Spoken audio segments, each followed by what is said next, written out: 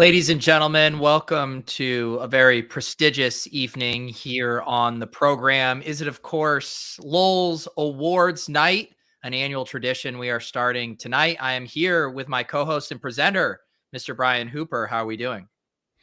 Good. It's an honor, really, isn't it, Pete? It is an honor. I think sometimes we take it for granted. It is an honor to have this platform and be able to share with the community like this. Mm-hmm. And these polls are definitive, right? There is. I already saw people were demanding. Willis was already saying rigged voter fraud, and we need to shoot down these claims. No, that's why we didn't use Twitter, because we needed a secure poll. Because clearly we're going to get hacked on this. Yeah, we did need to address that right out of the gate. You know, a lot of big brains saying, why wouldn't you just use the Twitter polling service? Well, you know, Brian and I have grown distrustful of the Twitter platform. Brian, I know you've been actually exploring different social media sites even because of this. That's right. Yeah, I'm the number one ranked DFS player on Getter right now. I have 3 followers. Yeah. But at least I'm number one, somewhere. This is a big day for me, kind of learning more about my co-hosts and their other social media lives. I found out David Kitchen has like 1,000 followers on the DraftKings social media part of the site. I had no idea. What is the DraftKings social media part of the site? I don't even. So the only reason I know it is because now that I've been getting all of these head-to-head invites, people have been sending me friend requests too. Yeah. And so if you click the friend request, you go over to this profile page or whatever, and it's like they built out a social media site, and I refuse to indulge it. Oh, I've have hundreds of those. I never over the years realized. So I figured it was just so they could send me requests to join GPPs or something. I think that's what it initially was, the like invite feature, friend feature, but then they built it out and actually created like a social media feed for it. So who knows? We might be missing all kinds of good content. Maybe the Chipotle brothers are like just shit posting over there all day. Oh, that would be great, wouldn't it? Yeah. Seriously, Brian says my friend request has been pending with Pete since the summer. I have not accepted a single friend request on DraftKings, and I never will. Yeah. All I want is your head-to-heads. Yeah. Brian, why don't you kind of set the stage for people, you know, the types of, you don't have to get into the specifics. We're going to go through each one, but kind of what these awards are supposed to encapsulate and kind of, you know, our philosophy on these. Well, it definitely wasn't just something we made up and spent 15 minutes on today. That's for sure. We put a lot of time and effort into this. And, polled serious members of our Discord on what, should be, what should be up for a vote and what shouldn't. We do have 2 polls that we didn't even put up for a vote. They were so obvious. But yeah, we got a bunch of different polls. Yeah. I don't know. Do you think, well, I have them all pulled up in tabs. I will say, if you guys didn't see the polls, I'll actually post the thread right here in Twitter, in the YouTube chat. So if you want to quickly tab through those and rock your vote, we will be going through each of those tonight. I'll just quickly read the categories. So we have DFS Player of the Year. We have Best DFS Beef. We have Best Top Shot Purchase. Best DFS players to have a threesome with. Most devastating block of the year, Twitter block of the year. NFT project of the year. Best DFS podcast that doesn't include Lolz. Brian and I did indulge, and we do appear in some of these, but this is a non-Lolz category. Best Lolz guest. We had some good guests this year. DFS sexiest man of the year. This one is hotly contested. And then, of course, a late poll entrant, the cash game grinder of the year. And this one might be a little controversial. That's right. And I added another one after DFS lock, Truth Conspiracy, Best Truth Conspiracy of the year. Did that one just get added? It's I retweeted my original tweet. Okay, I'll add that one here to the mix. I see it. Okay. Excellent. So do you want to should we just start with kind of the order that you posted them, or? I didn't put them in any special way. I thought maybe we'd just let you'd go with your gut on what's going good with the flow. Some of them are more serious than others, so I don't know how you want to do it. No, yeah, we should probably leave the best ones for the last, right? So DFS Player of the Year should be last, right? No, I was actually going to think that one was first. Okay, what? I don't care. Whatever. So, Brian, why don't you? How about this? I will say the category, and why don't you say the nominees, and then I will reveal the winner with a screen share here. So, DFS Player of the Year, Brian. I hand you the envelope. Okay, well, let me pull up the polls.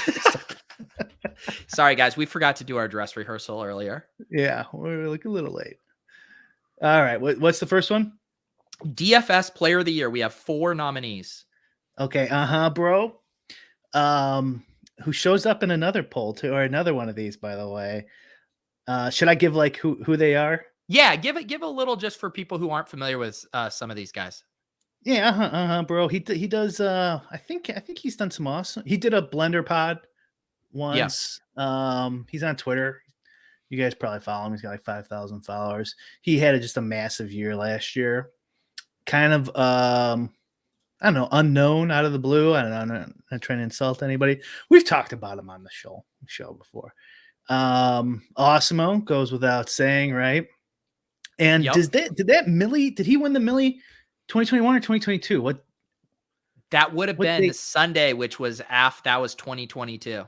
2022. Okay. Yeah. But he might get that love and pull away with it. And then all these guys are obvious. Big T obviously won a million this year. Finished pretty strong, it looked like, from his tweets.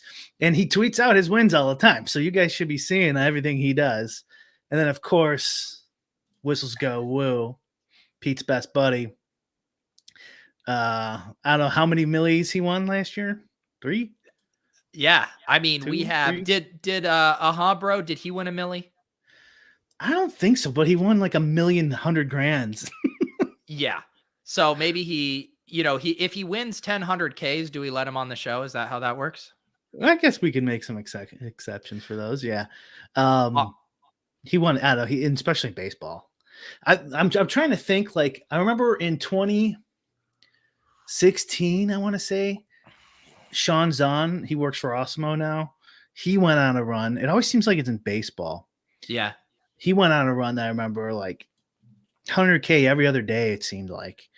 And this one like dwarfed it. And it's tough because a lot of times, like, if I'm losing, I don't even look at who won. You know what I mean? I like fuck these guys. So I'm not paying total attention. Although these are the most definitive polls out there and binding for life. But yeah, so this isn't scientific exactly. All right. But yeah, so he went up. Drum roll, please. This is it. The winner of DFS Player of the Year is none other than Whistles Go Woo. All right. Congratulations, Whistles. Yes, go ahead. With the 2 polls we did that we weren't going to do a poll because it was so obvious, the 2 awards. I was thinking this one too was almost there. I kind of figured he would rack it up. Yeah. Also, everyone just relax. There's lots of awards tonight. If maybe someone you're referencing hasn't been received or been nominated for an award, they probably will be nominated. So, Frederick, just relax. We got lots of awards to give out tonight. Who's he talking about? Mock Levin. He wondered why he wasn't DFS Player of the Year. So I just said, let's just chill. Yeah, let's chill. I gotta put Mock Levin in there. Yeah. So congratulations to Whistle Go Woo. Massive year, like you said, multimillionaire makers, TV show appearance on Let's Go, and of course an appearance on Lolz. I mean, those are kind of the holy triumvirate of DFS accomplishments, I would say. Yeah, it's tough. I mean, even if you throw Mock Levin in there, I guess you could have put him in as the 5th or for bro or something like that. But I think Whistles Go was winning this, right? I mean, yeah. As Historical Anomaly says here in the chat, Lolz pulled Whistles out of the shadows. Now he is a movie star. It is hard not to see the correlation from the Lolz bump for him. The Lolz bump is big. Yeah, he's got like 2,000 Twitter followers and he hasn't even tweeted. It's true. I mean, we look at, we got people like Chess is Okay bursting onto the content scene. We have RBX88, crawling out from his orgies to join Twitter. And I attribute all of those to the Lolz bump. Yeah, I'm sure. Yeah. The ladies, I don't know. It just might be natural for Geo. This might be a natural occurrence. Okay. All Our right. next one, I mean, this one could literally be changed by votes. That's how close this one is.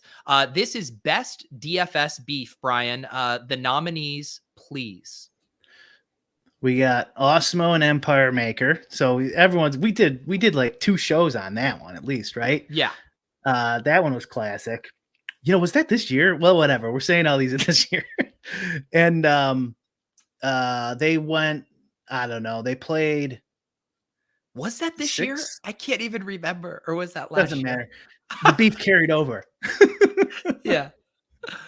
They played like what, 6 slates or 10 slates of Thunderdomes. Yeah.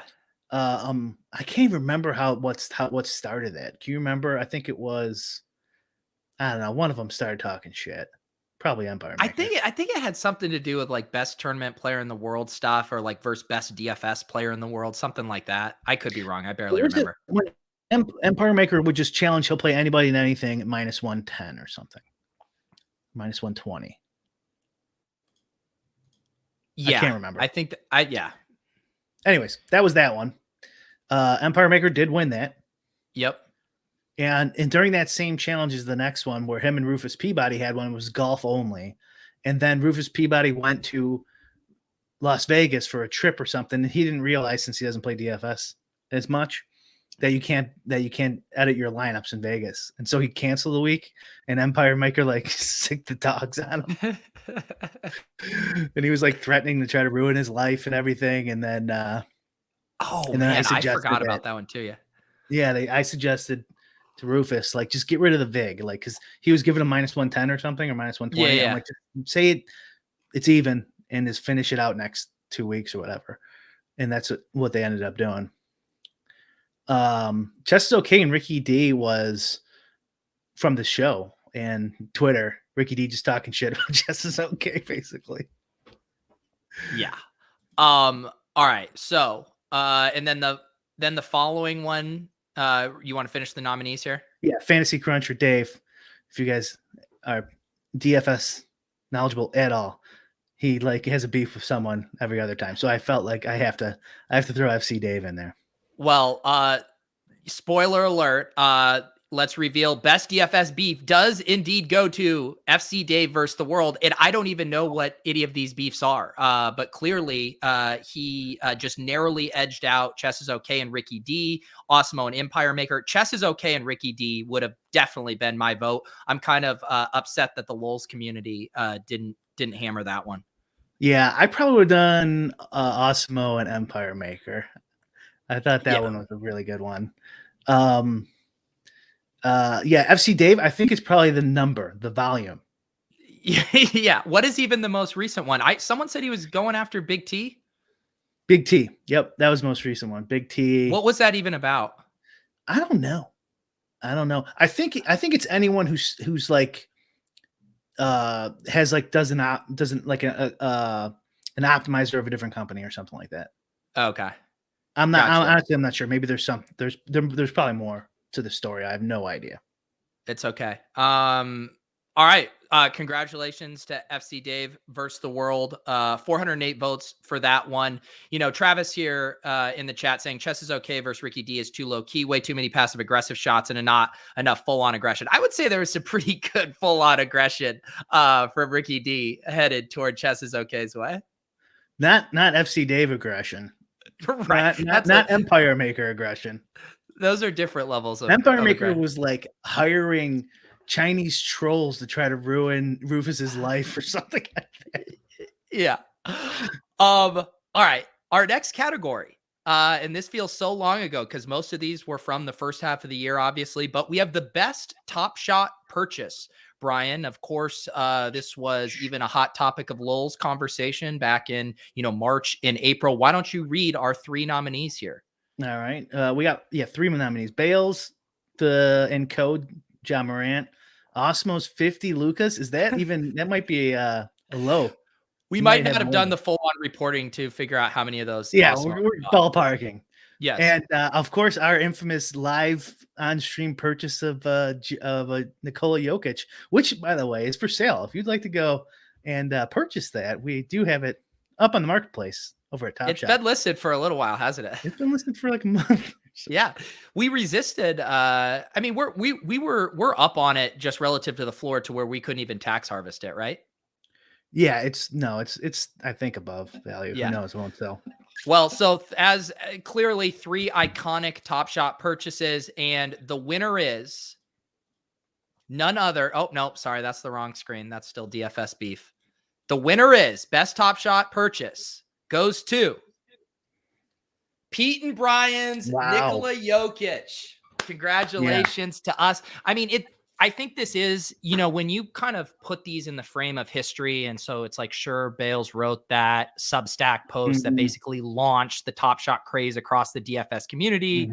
I think it certainly deserves to be second, but I think you and I, fractionally going in on that Jokic, you 9/10, me 1/10 of it.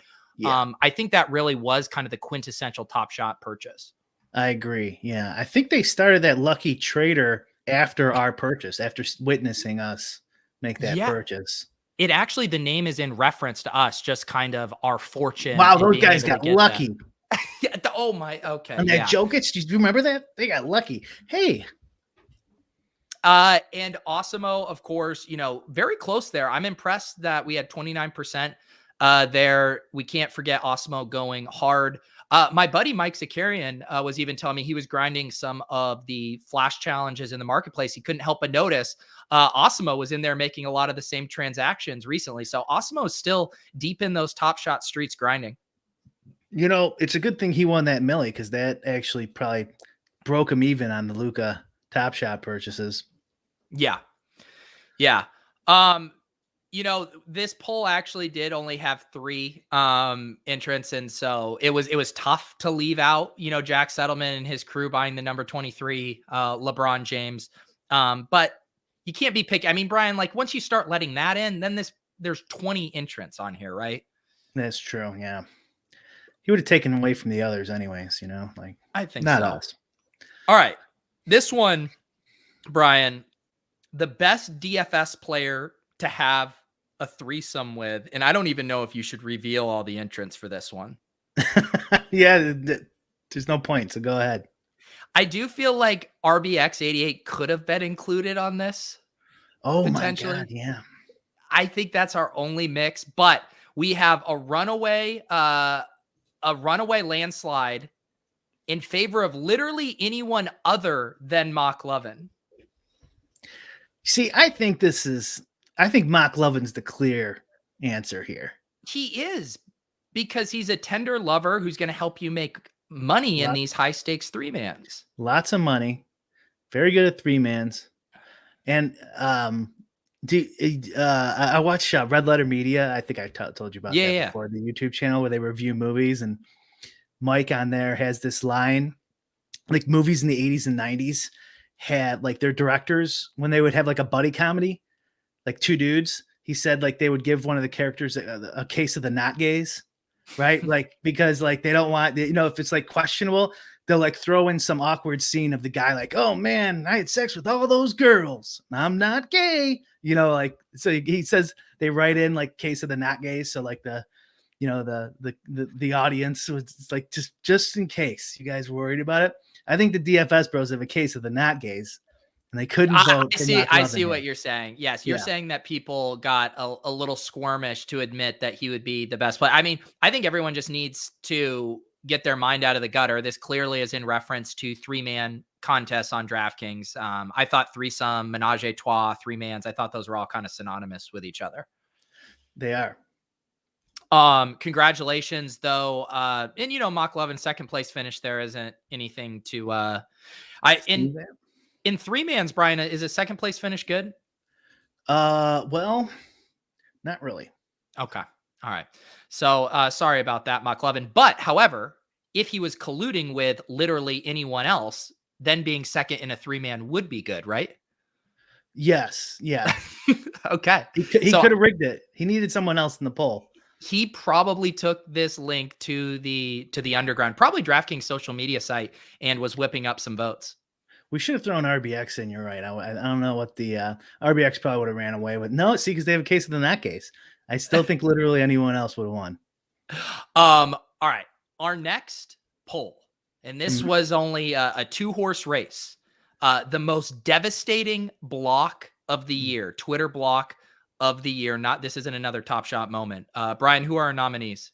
Yeah, Vegas Dave blocking me and Randone blocking Pete. This is right. And I hate to say it, Brian, but my friend Chris Randone blocking me on Twitter after we had such a fruitful online relationship did run away with this one. I think just because it was a little bit more publicized than yours, but 2 vicious blocks. But I think what's nice about this, Brian, is that we were able to kind of work together to see the tweets. You know, I could show you Vegas Dave tweets, you would show me Randone tweets, and together it's like we didn't miss anything. Yeah, I think it's hurt our relationship a little bit, mine and Vegas Dave's, honestly. But I'm still hoping one day he'll unblock me. Yeah, I'm kind of I had something happen on Sunday that made me think I might be closer to a Randone unblocking, and that is Tanner of Jade and Tanner Tolbert. He followed me on Twitter on Sunday. I imagine it was because I think he was in the finals of a DK. Oh, that's right. Best ball, and maybe he felt kind of a kinship with me as just kind of best ball bros sweating it out on Sunday. That's probably it. And he probably has no idea that Randone block you from making jokes about him. Yeah, and so I'm hopeful that, you know, we can maintain this relationship despite, you know, kind of a controversial thing between some of our mutuals in Randone. It also, I do think it's our journalistic duty to mention that DeFi Rangers, the Randone NFT project, was officially deemed a rug by the community, and that Randone is nowhere to be found with that project and that money. Oh, okay. I saw a tweet in Discord on that. So, like, what does that mean?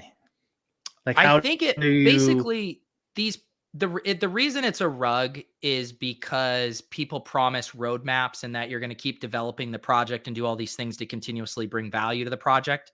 And then if you just ghost, then the project has no legs. Now, some would argue that the project had no legs to begin with, but some people thought it did, apparently.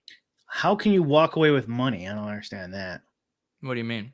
Well, because, like, don't you just make the NFTs and sell them, and then whatever people buy, they buy? Like, right, but people are often buying based on the promise of the team growing it and making them worth more long term. Okay, so the money you made off of it, you should reinvest, is what they're saying. Yeah, a lot of teams, you know, put back into the community and, you know, do whether they're doing airdrops, you know, Bored Apes is giving people mutant apes and other dogs and all this stuff. I gotcha. That, I mean, I see their point of view, because I'm picturing, like, you send someone money for this product and it never comes, you know, like in real life. And it's just like, oh, that was just a complete scam. Like, or like those movie ones that happen on GoFundMe. Like, they send them hundreds of thousands of dollars to make a movie. They just never make the movie. Like, that's a fucking straight up rugging. But I guess if the status quo is, like, you would reinvest this shit. That's right. And that actually brings us to a very nice segue to our next award here, which is the NFT project of the year. Brian, the nominees. Well, okay. Crypto Rangers, I guess, / DeFi Rangers? Yeah, I thought it was Crypto Rangers, and then that tweet that came through, it looked like it was DeFi Rangers. Maybe they had a branding pivot. That used to be, I'm pretty sure it used to be Crypto Rangers. You know, Osmo was watching in my channel. Do you still have one of those, Alex? What did you buy, DeFi Ranger or Crypto Ranger? And then the second one's a Man's Coin. Wow, shout out to Mans. And then the Lazy Lions, of course.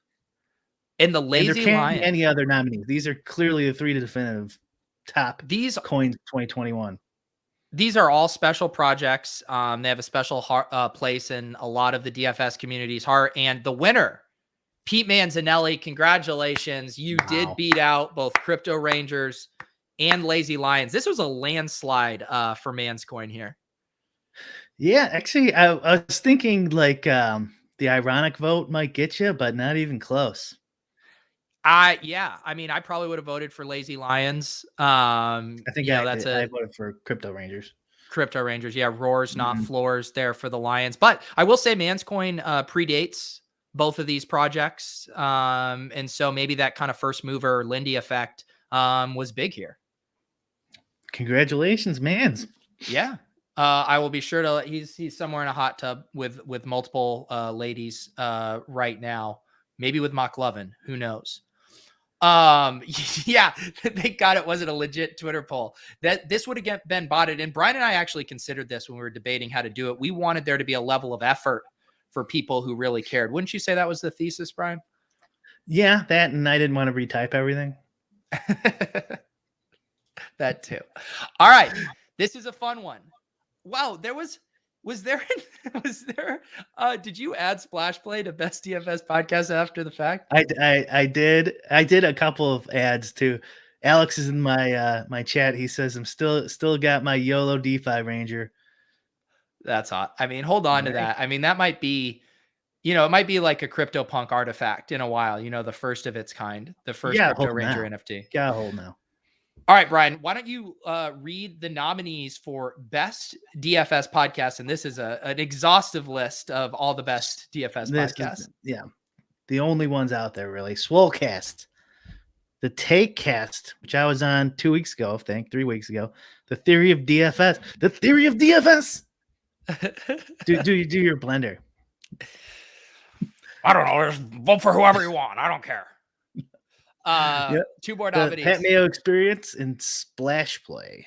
Splash Play. Wow. I'm feeling, lots of friends of the show here, of course. And the toughest scene here, I think, is for Takecast. But the winner, the runaway winner, we all stand on the shoulders of a giant in Soccer Dave.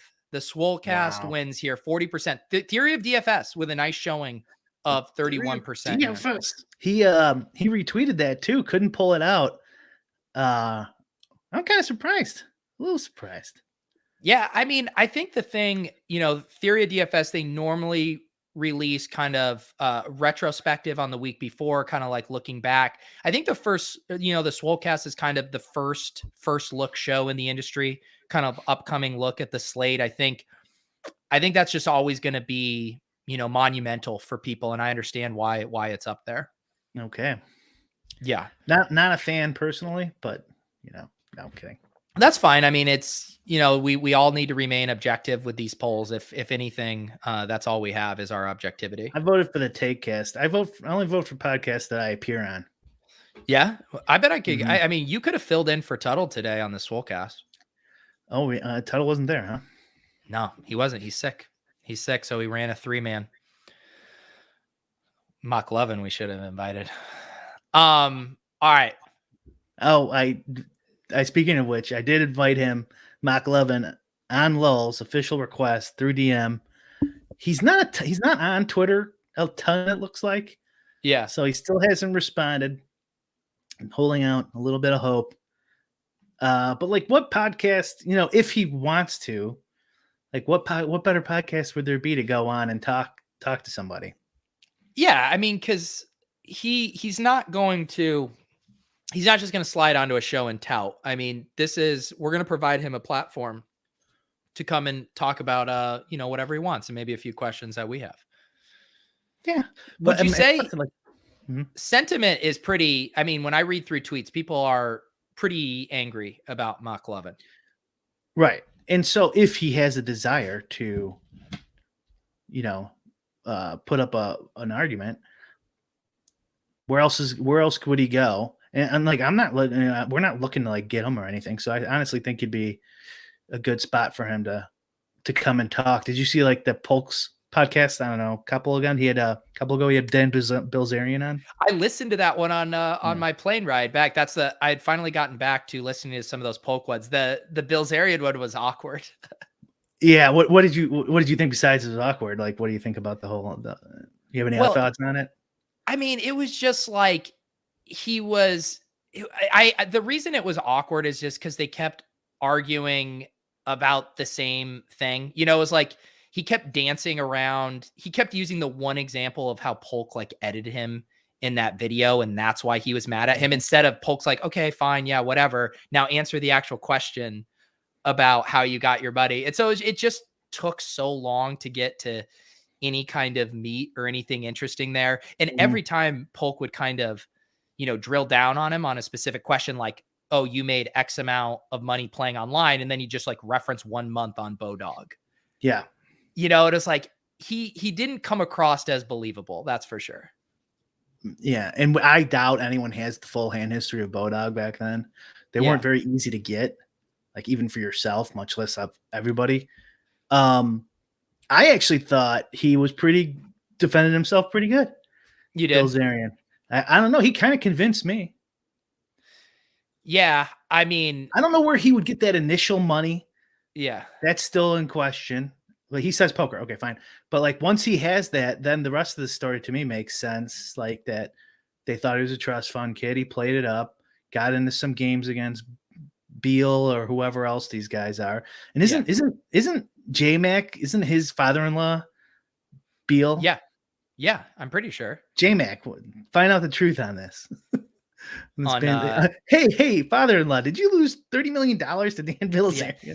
I will just say, I agree with you with that take. Like once you have money, like getting access to those kind of games and just how he presented himself, I could see how he would be a guy that people wanted to play with. But his whole thing about like, well, how would my dad give me money? It's all locked up in, the trust fund stuff. Like I didn't buy that there's no other loopholes for a parent to give their child money. Well, but I don't buy that. If you're just going, is there other loopholes? Yes, there is. But probabilistically, I kind of do buy it. It's not that easy to give someone $5 million. Like if you're in a position where you really don't want that kind of scrutiny. I mean, I kind of believe that too. Or at least, I mean, I'm not sure if I want to say I believe anything here. I'm just saying like he definitely swayed me more than I just thought it was. Obviously everyone knew he was some rich kid and maybe he got lucky here or there, but that's where he got his money. Now I'm not so sure. But yeah, even that wasn't that bad. I think the one thing that it wasn't like concerning on whether he got his money from his dad. It was just when he asked him, he kind of changed the subject and he's like, do you have any regrets? Do you remember that part? Do you have any regrets? And he couldn't think of any regrets and goes into this spiel about how he thinks he's going to be a billionaire by the end of next year or something like that. Yeah. He's and like, also just to let you know on the question of do you have any regrets? Your answer was talking about you becoming a billionaire. I wish Polk would have pressed him too on like, there's been multiple articles too about how his weed company or whatever, what's it called? Ignite. How that they were bankrupt and he had basically blown through all of their investor funds, just living his lavish lifestyle and all that stuff. Right. Yeah. He didn't touch on that, but doesn't he still have that? And that's the company he thinks is going to be worth $1 billion. I guess. No, I think he's had that for a couple years. Yeah. Yeah. So maybe that's what, I mean, he definitely, it would have been interesting to hear that answers that. But I mean, I guess he's saying, oh, no, we're going to be $1 billion. He answers it by going, no, we're going to be $1 billion company next year. So like, doesn't matter. No, but then in the same breath, he's talking about how hard it is for a big weed company to scale. He's like, the black market, they don't have to pay any taxes. Their shit is better because it doesn't have to be, regulated and tested and all this. It's like, okay, yeah, this sounds like we're on $1 billion trajectory here. And the thing with the regrets answer too, like even there, I don't know why I'm defending this guy. Like we're just like being charitable to him. But even that, I'm thinking like maybe people like him, like they just seriously don't think about it. Like I was listening to this Lex Friedman, Elon Musk podcast the other day, and Lex asked Elon, what was the question? He asked him, oh God, what was it? Oh, I can't remember. It was something like what is like how do you get through hard times or something like that. I can't remember what it was. And he like sat there in silence for like 20 seconds. And he's like, I don't think that way. Like, I don't have an answer for it. You know what I mean? Like, and I wish I remember the question because it would make more sense. Like maybe some people just like, oh, I never think in regrets. And that's why I'm successful. I mean, not him specifically or whatever, but like even there, I could kind of see that answer, like kind of making sense. Like if he was like Elon, like people think of him like Elon. Well, like a lot of people, I know a lot of people hate Elon. Like you give him the benefit of the doubt, but you don't give somebody else. You know what I mean? Yeah. Yeah. It's interesting. It's also like, if he really is all that successful and whatever, like he shouldn't care what Doug Polk thinks, like he really, really cares. You could tell how like offended he was. I mean, he was literally getting upset about how he like edited a video to show him mumbling. Like he was very upset about that. It's like, dude, you're a future billionaire. Like, why do you give a shit about this? Yeah, I mean, but I'm no, I like you defending Bilzerian. It's fun for me. I mean, even the way he approached that, I think was fine. He's like, listen, you sent a text that was a little shady. Like, I guess Bill Perkins sent him a text and he wasn't supposed to say it live, like, because it's a private correspondence between somebody else. But leaving that aside, he's like, listen, this is what you said. I will bet a private arbitrator that they don't say this is true. You know what I'm saying? So he's like, and like, I can understand why, like, okay, you just made all my peers hate me and think I'm a dumbass and et cetera, et cetera, et cetera. You know what I mean? Like if like everyone at DFS started turning on me in poker, I'd be like, well, that kind of sucks. You know what I mean? Like, and it is part of his persona. It probably costs him millions of dollars. But he can't have his cake and eat it too, because another line he had in that show, he's like, yeah, part of my whole reason for getting famous is I just thought it'd be funny to like see how much I could push it, like see how far I could take like being famous just on this lifestyle. So it's like, oh yeah, this was just some like throwaway persona thing. I wanted to see how far I could run it up. But also I deeply care so much about what you guys say about me. It just doesn't all line up for me. Well, I mean, you can be a person who lives with a couple contradictions. Of course you can. I mean, you can't be like pure logic on every single thing. I mean, I think it's okay to be like, no, I started this as a fucking a goof. And you know, the thing you did, it made me look bad in front of people I actually respect. And it cost me millions of dollars. And by the way, this thing you sent Bill's bullshit, and I'll bet you $1 million. He's not really a good talker, or speaker, or defender of his. He didn't get upset, really. You know, like he seems like the type of guy, like if he was in front of you, he would be way more animated than that and be like, okay, get this guy away from me. You know what I mean? Like, I will give him credit for doing the podcast because to me, it's a zero upside for him. Only downside. I was just going to say he can't win. No. I mean, like he's like, I'll bet you $1 million. I'll show you the bank account. Here's the logic behind these things. And no one probably still believes him. No, and also that's the dumbest bet. Like we'll get an arbitrator to like bet $1 million on whether this checks out. I was like, okay, this bet doesn't add up. Anyways, all right. We had a Dan Bilzerian halftime show for the 2021 Lolz Awards. We are going to transition. We have 4 more polls here. The best Lolz guest. And I will say, unironically, we had some awesome guests this year, had a lot of fun, getting to know some of these guys that don't have as big of a footprint online and on Twitter. So Brian, the nominees. So the nominees, before I say them all, Petty's watching the show. I did redo the poll and I had Petty in there and I sent the wrong one on Twitter. So sorry. Okay. Pat. Chess is okay. Whistles go woo, and Ricky D. Ricky D. All right, folks. And the winner here is I guess I agree with this vote, but I was a little surprised. I thought Whistles might win it, but Chess is okay. Runs away with it here at 47%. I agree with this take because Chess is okay was such a mystery and he came on so hot, right? Like he just came out guns a-blazing. Like we were kind of stunned that he came out just going after people so quickly. And I think it made it a very interesting, revelatory podcast. I voted Chess. I agree with everything you just said. Yeah, it was because, especially the end, because he loosened up too throughout the hour. And like at the end, I'm like, okay, give us some more. I'm just going down the DFS rankings, and he's just giving fucking hot take after hot take. Whistles go woo. I'm kind of surprised because you DM'd him. No, you found we found his email on. Go ahead. So, yeah, no, it was someone in the chat that episode a couple of weeks before where we were talking about him, and someone started doing some sleuthing online and found his adjunct professor email. And so I then just tried to take a stab and I just cold emailed him from my personal account. And he was like, yeah, let's do it.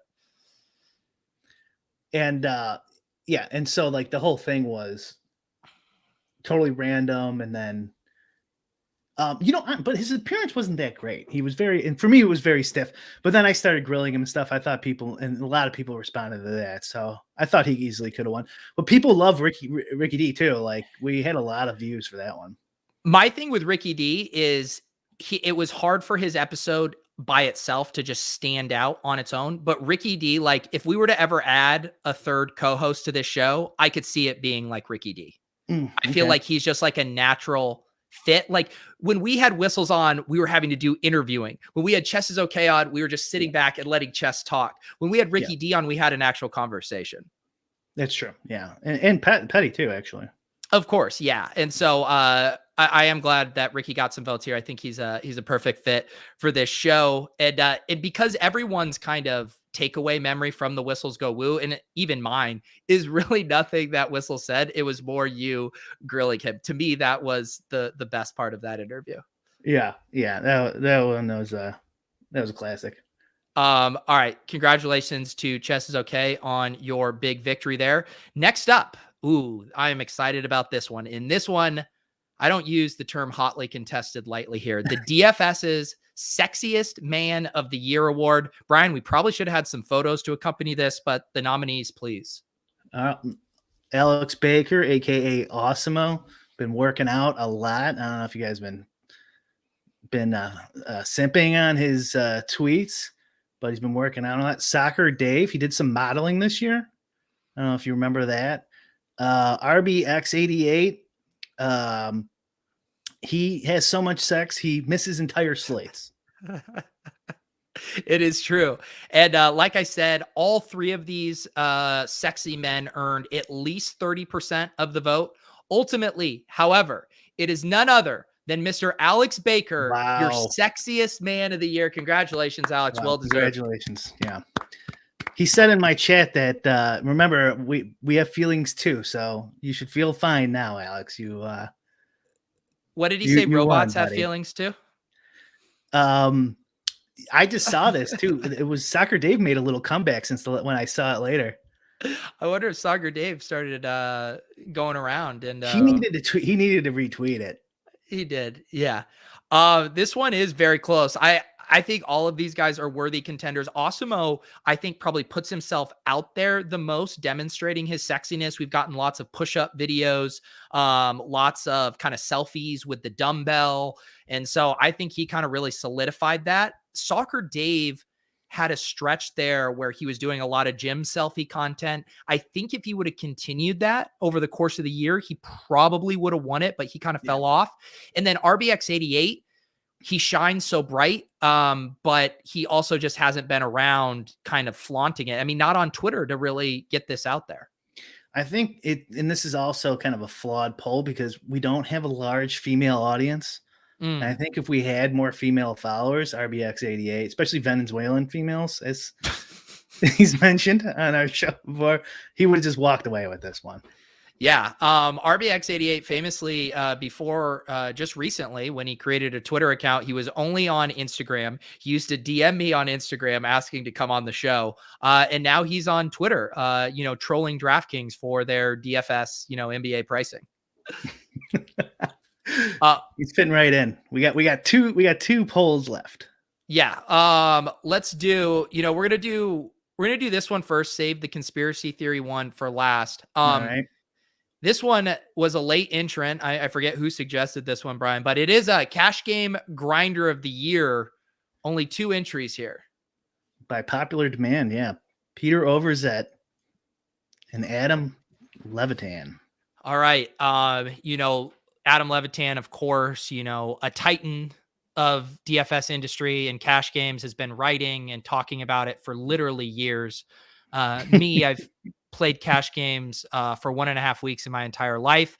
And I am proud to say, folks, the cash game king is here. Wow. The cash game grinder of the year. And now I think, Brian, the fine print that you probably should clarify is this for 2021 or 2022? Because I did start building my shell for week 18 in 2021 mentally. These awards are all for 2021. So You're the front runner for 2022 as well. Okay, good. I would hope that I would. And I guess, man, you know what? This is such a tricky limbo because last year, cash game week was week 17. This year we get the extra week although I believe last year cash game week was still in the new year. So I think I get to bank those points from last January. I didn't even think about that. Yeah. Well, I mean, this is democracy in action, Pete. So you win. It's over. So Frederick asked, how many head-to-heads am I up to on DraftKings? I have 92 different head-to-head invites that I've received. You can send them to me at RevertZTop. The link is in my Twitter bio. I have them all over the map from $1, even free ones. Even if you just want a money-free sweat, feel free to send it. I have all the way up to $100 head-to-head games for this week. And I appreciate this award, Brian. It really is an honor for me. Well, it's deserved, Pete. What was your total last year? How many head-to-heads? How much? Yeah, I know my total that I got down was like $4,500 total, and I don't remember the actual number of head-to-heads. You could probably go to one of your last shows you did last year and see. Be interesting to see if you get more this year than last year. I think I'm on a good pace. I still have, so today's Wednesday. I'll have tomorrow. Friday, I'm doing my show with Derek Carty, the man behind the Blitz projection system. He's going to get me on the straight and narrow. So I still have a few days. I think on this pace I'm on, I would be happy if I could hit 5K in head-to-head action. I wish you would have said Carty when we were in Discord, because we could have definitely done a poll with Carty and some, or also too, like best projection site, best DFS site. Why not? There you go. Well, Brian, we put this together very last minute, so you can't fault us. You guys just be happy. This is as good as it got. All right. This is probably my favorite one. This was a late entrant here. It actually didn't get a ton of votes.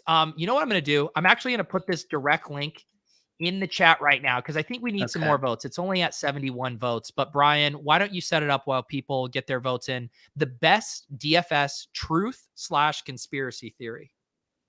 Okay, the first choice is WGW equals Fed, which is whistles go woo is a Fed. That is a rumor someone started, or maybe it's true. Who knows? Number 2, Alex Baker is an android. Not a robot, an android. Number 3, Alex Baker's from planet Zorkon B. And lastly, Chess is okay, puts in 80 hours a week. These are, one thing I'm noticing about these is the Chess is okay one. That was, he said that one on the podcast. It was something that was discussed around the internet a good bit. The other ones, Brian, I believe they were all concocted by you. I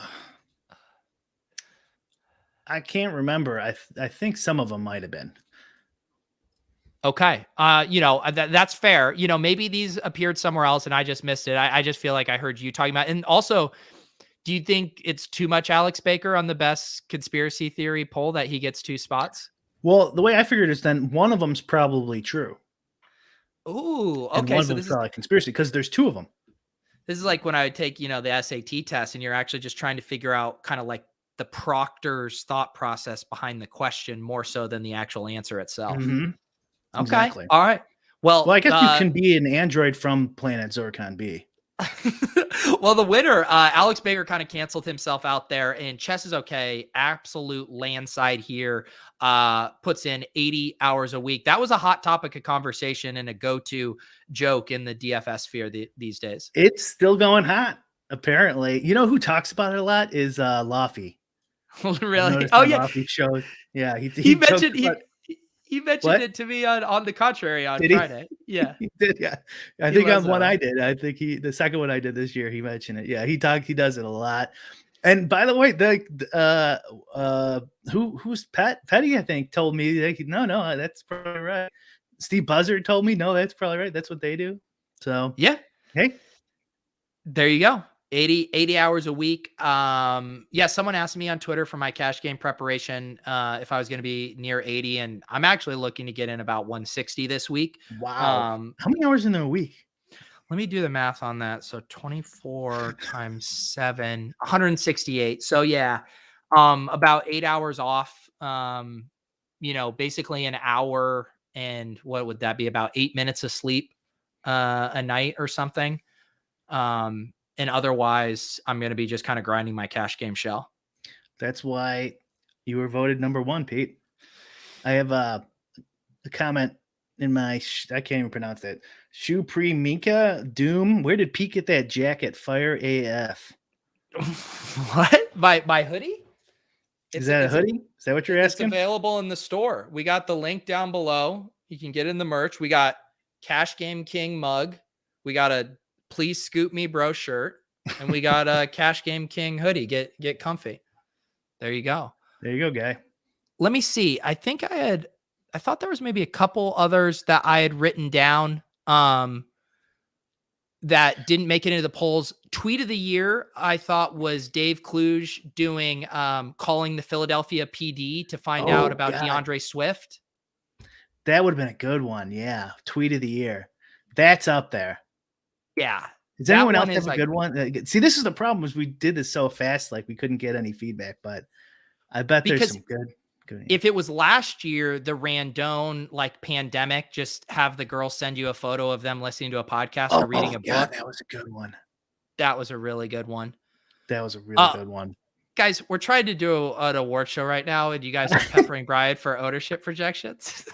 It's up on my site if you're really interested. That is your counter. Brick75.com. There you Free go. Of charge. No idea. I had phrase of the year. Let's go or don't dupe me, bro.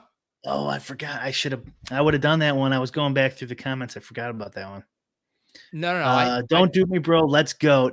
Yeah, don't dupe me, bro. Definitely one. Beat anything, probably. But yeah. What other ones are there? Coin of the year, Shiba coin. I mean, Shiba should definitely win coin of the year. What if you put that up there? Doge, Shiba, Bitcoin, and Ethereum. Sure, or Solana or something. I think Shiba runs away with it. Let's see here. Hobby of the year, naked yoga or fishing with fish gloves. Yeah. I think we shut that shit down, by the way, because I Googled naked yoga recently and I didn't see any. Really? I think they pulled it all down. To check. Yeah. Yeah. Let's see here. Yeah, I think those were some of the. I had already done. I had the Nature is Healing Award, which was Tanner Tolbert following me on Twitter. I think we hit most of them there. What a year, Brian. I feel like you got to DM Tanner eventually. Yeah, I would see if the content. Yeah, we had two that we didn't put a poll up for.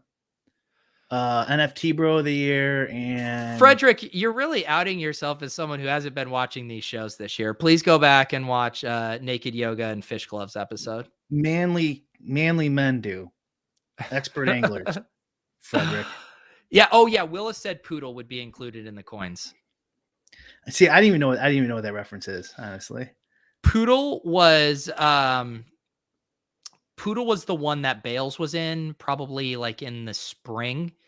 I was even in a Poodle Telegram chat at one point, and they were trying to capture kind of the Dogecoin magic, and that Shiba actually was able to kind of capitalize on. Brian, we have someone in the chat saying that your website is expired. Could this be? I don't think so. Let me go. No, I don't think so, because I'm on it right now. Okay, thank you. No, it's working fine. Come on, buddy. I'll fucking look it up for you. Look at there you go. No, he was Hovland. There you go. Victor Hovland. 21.5%. There you go. Oh, and then shout out to bro. I spelled his name wrong. He showed me on Twitter. We were gonna do what was the title? So you can't like do Rookie of the Year, like that would be an obvious one, right? Like DFS Rookie of the Year, but like who knows when someone started? Because it's more by feel, right? It's when someone burst on the scene. Because even what was it last year? Was Whistles kind of the one who burst onto the scene? Yeah, because like before he won that the 2.5 million or whatever, he really wasn't winning that much, and like he lost his first year, he said. And then you can't do most improved because that's the same problem as rookie. Oh, I'm sorry, comeback. And so I was thinking, well, most improved, but that's even hard. But anyways, it would have been bro, by a landslide for anyone who's paying attention. And also on some of these polls, like there's only so many people paying that close attention to this stuff. Yeah. And NFT bro, we were gonna give to Bales, obviously. Bales did lose out on Top Shot Purchase of the Year, but I think he would have gotten his due with NFT Bro of the Year. The Substack article, Lucky Trader, big year for Bales, moving NFTs to the DFS masses.